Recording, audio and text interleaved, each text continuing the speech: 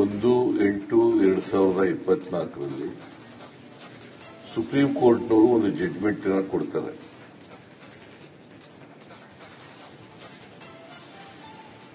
ಇದು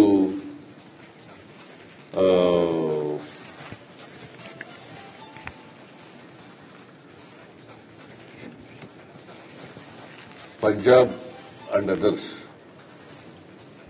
versus Devinder Singh and others. Punjab and others versus Devinder Singh and others 2024 August 1ನೇ ತಾರೀಕು ಈ ಜಡ್ಜ್ಮೆಂಟ್ ಅನ್ನು ಕೊಡ್ತಾರೆ.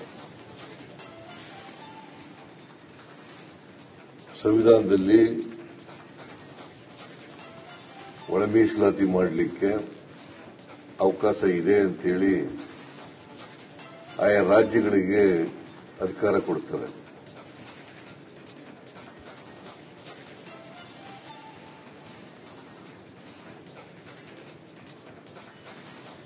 ಸೊ ಇದಾದ್ಮೇಲೆ ನಾಗಮೋಹನ್ ದಾಸ್ ಅವರ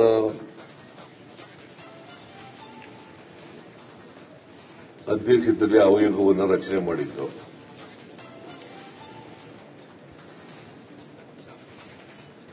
ಅವರು ಒಂದು ಮಧ್ಯಂತರ ವರದಿಯನ್ನು ಕೊಡ್ತಾರೆ. ಆ ಮಧ್ಯಂತರ ವರದಿನಲ್ಲಿ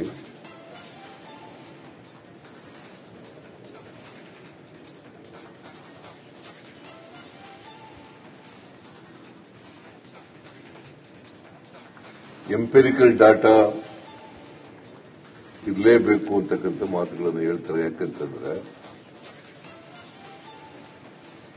ಕೆಲವರು ಪರಿಶಿಷ್ಟ ಜಾತಿ ಸೇರಿದಂತವರು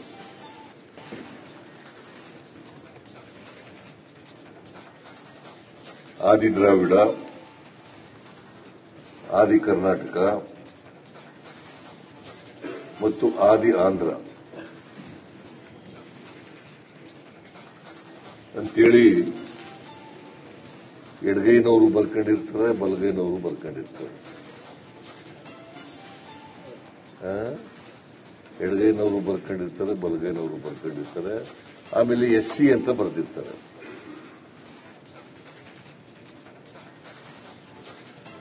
ಇವರು ನಿರ್ದಿಷ್ಟವಾಗಿ ಎಡಗೈಗೆ ಸೇರಿದವರ, ಬಲಗೈಗೆ ಸೇರಿದವರ ಅಂತಕ್ಕಂಥದ್ದು ನಿಖರವಾಗಿ ಗೊತ್ತಾಗಲ್ಲ. ಅನೇಕ ಭಾಗಗಳಲ್ಲಿ ಕೆಲವರು ಎಡಗೈ ಅಂತ ಬರ್ಕೊಂಡಿರ್ತಾರೆ, ಎಲ್ಲ ಆದಿ ದ್ರಾವಿಡ ಎಡಗೈ ಅಂತ ಕರ್ಕೊತಾರೆ. ಆಮೇಲೆ ಇನ್ ಕೆಲವು ಕಡೆ ಅದೇ ಆದಿ ದ್ರಾವಿಡ ಬಲಗೈ ಅಂತಲೂ ಕರ್ಕೊತಾರೆ.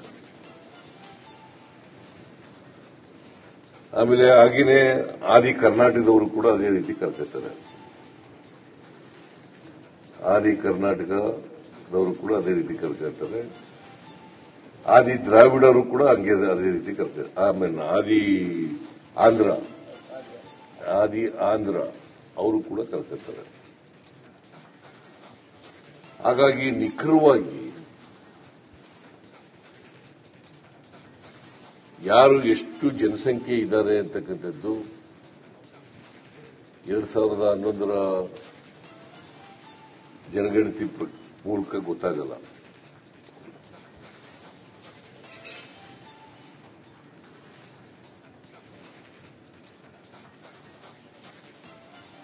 ಸೊ ಈ 101 ಜಾತಿಗಳಲ್ಲಿ ಒಳ ಮೀಸಲಾತಿಯನ್ನ ಕೊಡಬೇಕಾದ್ರೆ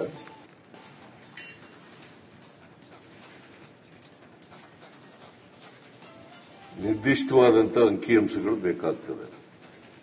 ಜಾತಿಗೆ ನಿರ್ದಿಷ್ಟವಾದಂತಹ ಅಂಕಿಅಂಶಗಳು ಬೇಕಾಗ್ತದೆ.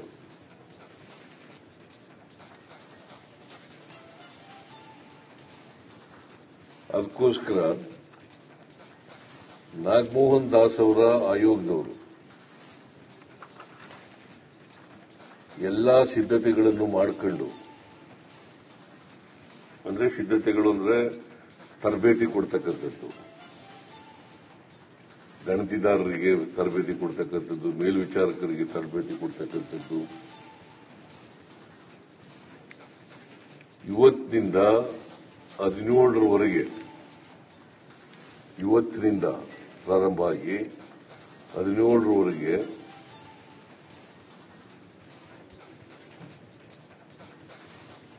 ಎಂಪಿರಿಕಲ್ ಡಾಟಾವನ್ನು ಕಲೆಕ್ಟ್ ಮಾಡತಕ್ಕಂಥ ಕೆಲಸವನ್ನು ಮನೆಗೆ ಹೋಗಿ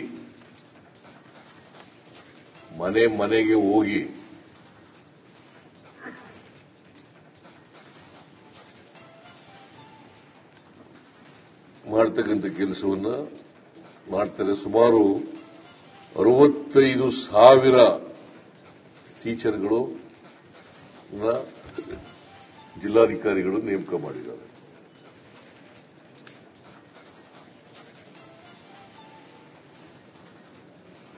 $65,000 ಅಂದ್ರೆ ಅವರಿಗೆಲ್ಲ ಎನ್ಯುಮರೇಟರ್ಸ್ ಅಂತ ಕರೀತಾರೆ. 10 ರಿಂದ 12 ಜನಕ್ಕೆ ಒಬ್ಬ ಮೇಲ್ವಿಚಾರಕರು ಇರ್ತಾರೆ.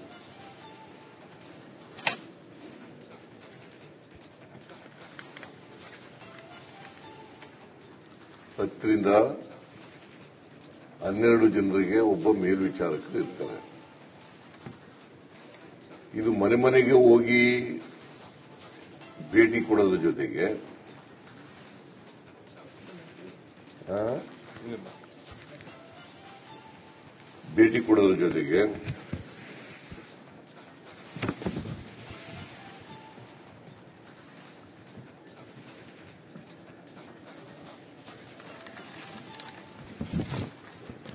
ಅವರು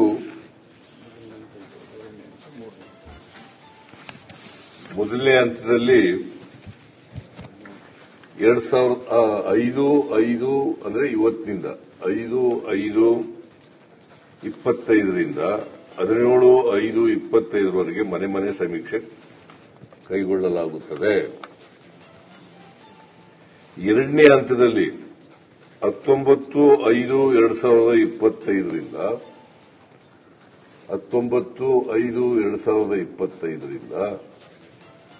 21/5/25ರವರೆಗೆ ವಿಶೇಷ ಶಿಬಿರಗಳಲ್ಲಿ ಸಮೀಕ್ಷೆ ಹಮ್ಮಿಕೊಳ್ಳಲಾಗಿದೆ.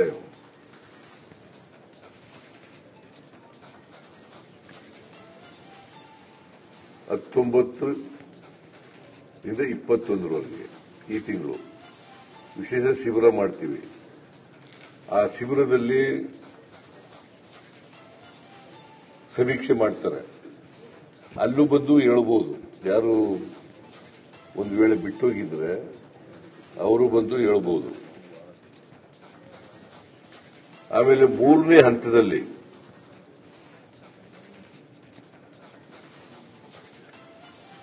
19 ರಿಂದ 23ರವರೆಗೆ ಆನ್ಲೈನ್ ಮೂಲಕ ಕೂಡ ಮಾಡಬಹುದು. 19 ರಿಂದ 23/5/2025ರವರೆಗೆ ಆನ್ಲೈನ್ ಮೂಲಕ ಸ್ವಯಂ ಘೋಷಣೆ ಮಾಡ್ಕೋಬಹುದು. ಆನ್ಲೈನ್ ಮೂಲಕ ಸ್ವಯಂ ಘೋಷಣೆಗೆ ಅವಕಾಶ ಕಲ್ಪಿಸ್ತೀವಿ. ಅಂದ್ರೆ 3 ಹಂತದಲ್ಲಿ ಸಮೀಕ್ಷೆಗಳು ನಡೀತವೆ.